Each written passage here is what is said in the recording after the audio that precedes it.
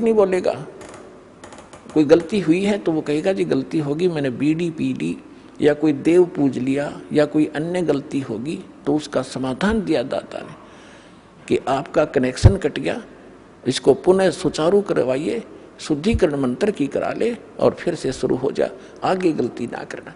तो ये थोड़ा सा ऑप्शन इसलिए लिया है परमात्मा ने कि इस काल ने पूरे मानव को अज्ञान से भर रखा है और एक परिवार में एक या दो ही परमात्मा का बच्चा प्रथम आता है और वो कोई ना कोई ऐसी समस्या उसके आगे अड़ ही जाती है जिस कारण से संघर्ष करते करते भी गलती बन जाती है। तो फिर उसके लिए बताया जाता दोबारा उपदेश ले और आगे भगवान को याद करके और मर्यादाएं खंड नहीं करना, नहीं तो भक्ति नहीं चलेगी। तो एक दो बार आपको ये ऑप्शन दिया गया है और आप इसको फिर दोबारा ले लीजिए मंत्र, आप फिर स्टार्ट हो जाएंगे। जैसे किसी का मंत्र खंड हो जाता है, दूर देश में बैठा है और उसका पर जहाँ फोन आता है, प्रार्थना होती है, तो उसका मंत्र खंड भी होता है, तो भक्ति बंद नहीं करनी चाहिए उसने, क्योंकि उसने नोइंगली नहीं कर रखी। तो फिर उसका जो डिपॉजिट होगी भक्ति वो सुचारू कर दी जाएगी, वो उस ओरिजिनल अकाउंट में आपकी आ जाएगी।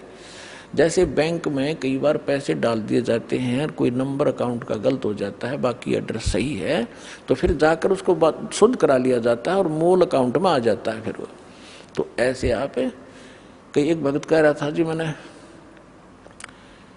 मेरे को ना किसी ने बारात में गया हुआ था और कैंपा कोला में बियर डाल दी, मेरा नाम खंड हो गया।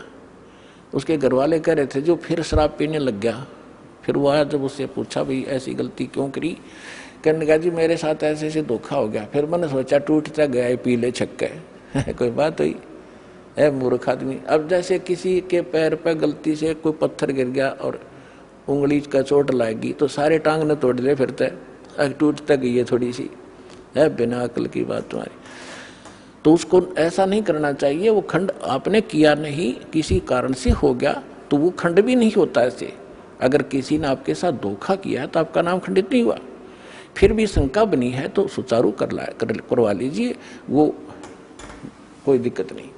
और भक्ति नहीं छोड़नी चाहिए, वो करती रहनी चाहिए। किसी भी कारण से खंडित हो भी गया है, साधना करते रहिए, लेकिन इस उद्देश्य से कि फिर माफी मांगूंगा या घर बैठ के करते रहे तो बिल्कुल कभी अकाउंट आपका नहीं जुड़ेगा, सदा के लिए खत्म हो जाएगा। इसलिए ऑप्शन दिया गया कि दोबारा आके सुचारू करवा लीजिए और दीक्षा अपनी फिर से चालू कराइए कनेक्शन। तो परमात्मा ने बताया है कि गुरु मानुष कर जानते ते नर कहिए अंध, महादुखी संसार में फिर आग गए यम के फंद।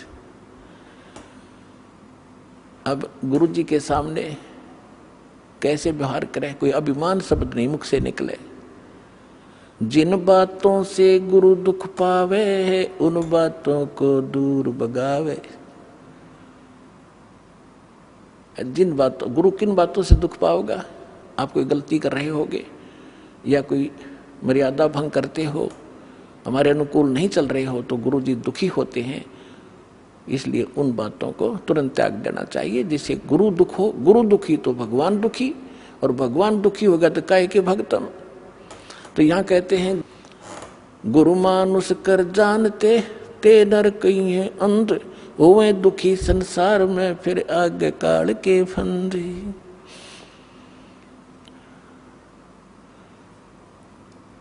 गुरु को पुरुष कर जाने और पूरे गुरु की सेवा ठाने। तो जो प्रसंग चल रहा है कि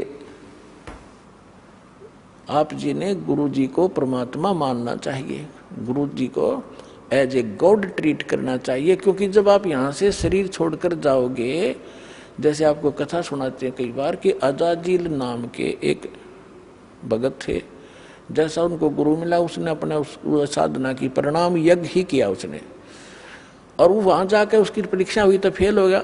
तो खाक परीक्षा की, खाक उसने साधना की, सामने लड़का खड़ा कर दिया और उसके वचन का है, और भगवान कह रहे हैं परिणाम कर, फिर अपनी औकात नहीं भूला वो।